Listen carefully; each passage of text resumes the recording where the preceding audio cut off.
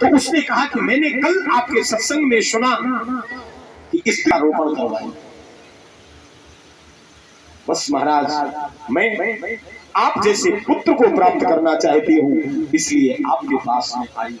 आप संकेत भाषा को समझे, क्योंकि यहाँ पर केवल पुरुष वर्ग ही नहीं, हमारी मातृ शक्तियां भी बैठी हैं, इसलिए व्यासपीठ में एक वाणी की मर्यादा भी होती है, शब्दों की भी मर्यादा होती है।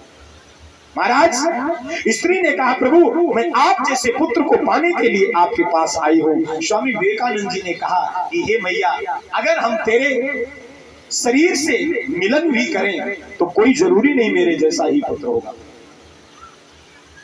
ये प्रमाणित नहीं, कोई जरूरी नहीं। और फिर अगर होगा भी तो उसके लिए तुझे 9 महीने गर्भ धारण करना पड़ेगा, फिर बच्चे को जन्म देना पड़ेगा, और फिर उसका पालन पोषण शिक्षा दीक्षा देनी पड़ेगी। कहीं गड़बड़ी हो गई तो वो बिगड़ भी सकता है।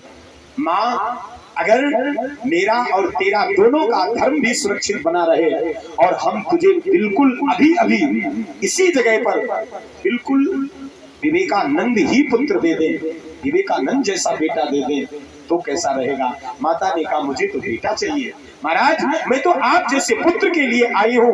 भगवान विवेकानंद जी के मुख से सत्य निकलवाते हैं। विवेकानंद जी ने कहा, माते तो तू नेत्र बंद कर ले और मैं तुझे अभी विवेकानंद जी जैसा बेटा दूंगा। स्त्री ने सोचा बाबा जी हैं, कुछ जादू मंत्र करके हमें बेटा दे दे। वो बड़े भाव से नेत्र बंद करके बैठ गई, और जब नेत्र बंद करके बैठी ना, ये कोई छोटी बात नहीं है, और ये सतयुग त्रेता द्वापर का इतिहास नहीं है, इसी कलयुग की कथा बता रहा हूँ। 400-450 वर्ष पुराना इतिहास है, ज्यादा पुराना नहीं, इससे और नया ही होगा। विवेकानंद जी को इतना टाइम भी नहीं हुआ साहब। माता नेत्र बंद करके बैठ गई। स्वामी विवेकानंद जी अपने आसन से खड़े हुए और आकर के उस मैया की गोदी में बैठ गए। कहने लगे, माँ तू नेत्र खोल, देख तुझे विवेकानंद पुत्र हुआ। और साहब जब उस स्त्री ने आंखें खोली तो वो शंख माता की गोद में बैठा है, जिसकी 30 वर्ष की उम्र है।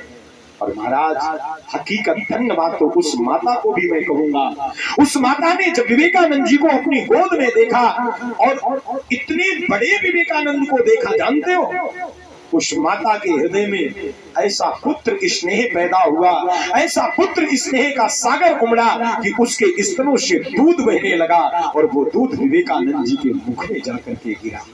उस दिन के बाद में जब तक स्वामी जी जिए 9 वर्षों तक, 39 वर्ष की उम्र में विवेकानंद जी ने शरीर छोड़ा था। और महाराज तब तक वो स्त्री स्वामी जी के साथ में ही रही। उसको क्रिश्चियन मां करके लिखा गया। कभी आप पढ़ लेना, विवेकानंद जी का कोई साहित्य मिले आपको पता चले। हमारे यहाँ ऐसे योगी हुए है। अब अपने आप को बचाने के लिए सबसे सरल उपाय यही है, उसमें माता का दर्शन हो जाए तो साफ जीवन धन्य हो जाए। और शास्त्र ने यही तो कहा। विवेकानंद जी ने केवल शास्त्र की बात मानी। शास्त्र कहता है प्यारे, हर जवान भाई के लिए एक संदेश है शास्त्र में, जननी सम जानिए पर नारी। महाराज जननी सम, जननी और माता, जननी और माता में अंतर है। माता उसे कहते हैं जो मेरा पालन पोषण कर दे, लेकिन जननी उसे कहते हैं, जननी जनिष्यते सा जननी, जो तुम्हें जन्म दे, जिसके पेट से आप बाहर आए। शास्त्र कहता है अगर किसी भी स्त्री पर नजर पड़े तो उसमें जननी का रूप देखो, जिसने तुम्हें जन्म दिया हो, जन्म दिया। महाराज का जो चरित्र है, ये महाराज का चरित्र ऊंचे आचरण का श्लेबल है, ऊंचे आचरण का प्रमाण है। ऊंचे आचरण। हार गया, कामदेव चरणों में गिर पड़ा। महाराज कृष्ण के अदृश्य होते ही सारी गोपियां अकेली पड़ गईं, और फिर तो गोपियां रोने लगी। भगवान को रो रो के याद करने लगे, हे गोविंद, हे माधव, जयति तेऽधिकं जन्मना प्रजा, श्रयत इंदिरा ससदत्रहि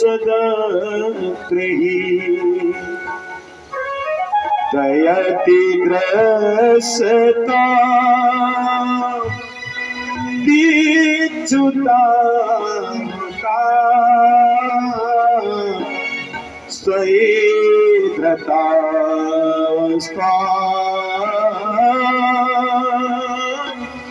विचिन्वते जयति तेऽधिकम्।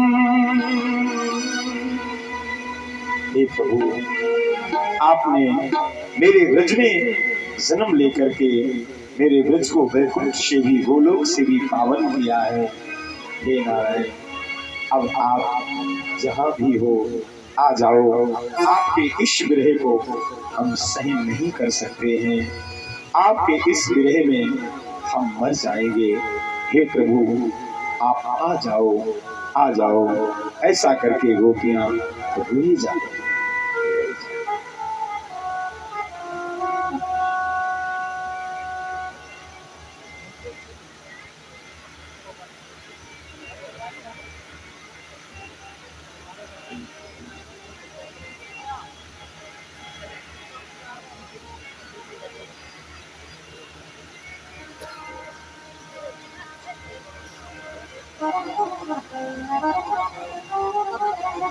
घनश्याम तुमको ढूंढने जाए कहाँ कब,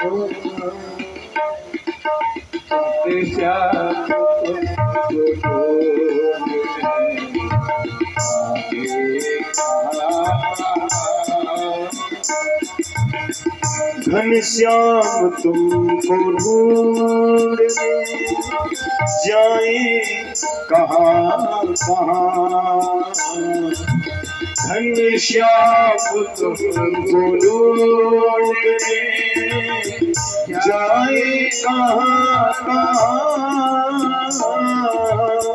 घनश्याम तुमको ढूंढने जाए कहाँ कहाँ, अपने विरह की अपने विरह की वेदना गाए कहाँ कहाँ, अपने विरह की वेदना।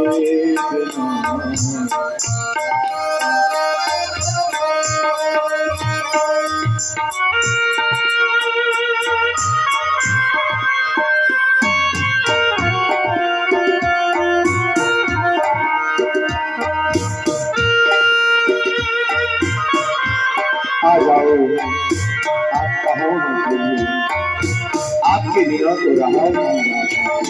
तेरे नजर में जुल्फ में मुस्कान मधुर में,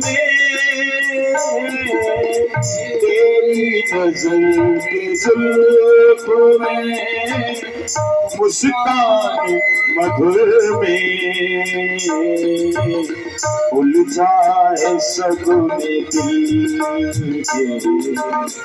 उलझा है सब में दिल, ये छुड़ाए कहाँ कहाँ, घनश्याम तुमको ढूंढने जाए कहाँ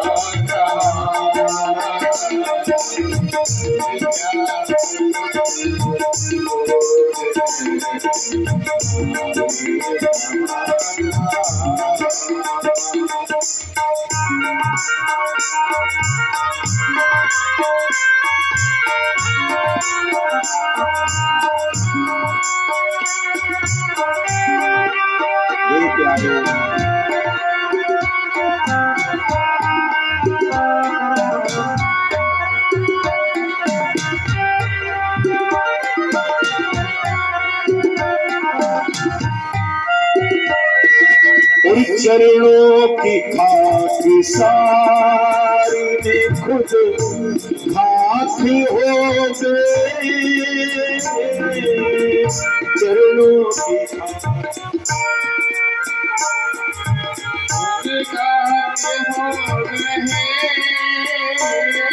ये चरणों की खाक सारी में खुद खाक हो गए। अब खाक पे खाक, अब खाक पे खाक रमाए कहाँ कहाँ। अब खाक पे खाक रमाए कहाँ कहाँ। घनश्याम तुमको दूर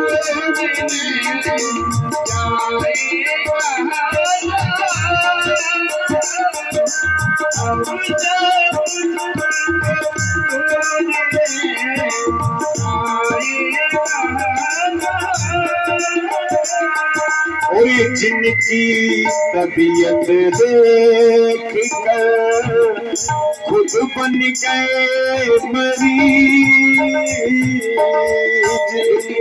तबीयत देख कर खुद बन गए मरीज। ओ जिनकी तबीयत देख कर खुद बन गए मरीज। ऐसे मरीज मर्ज को, ऐसे मरीज मर्ज को दिखाएं कहाँ कहाँ। ऐसे मरीज मर्ज को दिखाएं कहाँ कहाँ। घनश्याम तुमको ढूंढ जाए घनश्याम तुम्हें ढूंढने जाए कहाँ कहाँ। दिन रात अश्रुबिंदु बरसते तो है मगर। दिन रात अश्रुबिंदु बरसते दिन रात अश्रुबिंदु बरसते तो है मगर। और तन में लगी है आग बुझाए कहाँ तन में लगी है आग बुझाए घनश्याम तुमको ढूंढने जाए कहाँ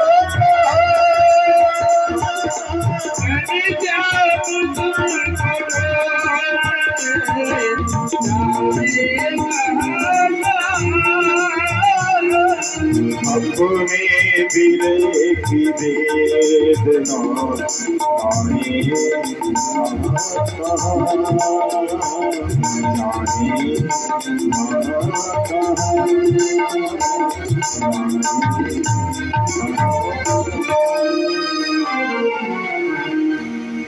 रुरुद सुस्वरम राजन कृष्ण दर्शन लालसा।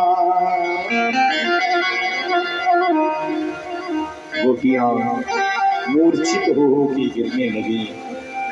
कोई इच्छा नहीं है प्रभु, केवल आपके दर्शन हो जाए, आप मिल जाओ। आपके बिना सब सूना हो रहा है। आ जाओ गोविंद, आ जाओ। व्यास बाबा कहते हैं जब गोपियां भगवान के दर्शन की लालसा में रोई, रुरुद सुस्वरम राजन कृष्ण दर्शन लालसा। गोविंद उसी समय प्रकट हो गए। पीताम्बर धरा सगली साक्षन मन्मथ मन्मथ। हाथ में पीताम्बर धारण किए।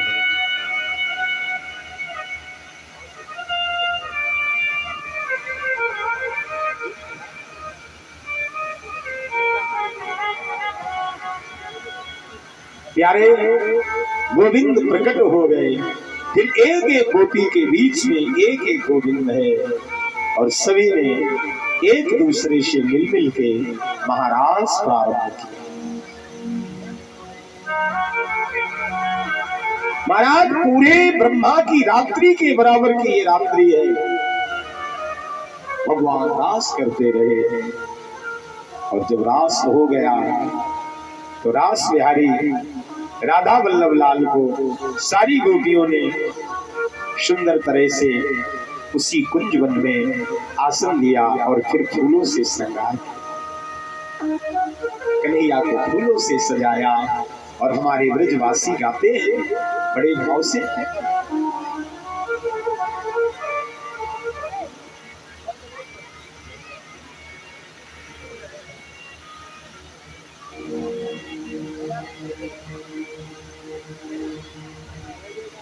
और फूलों में सज रहे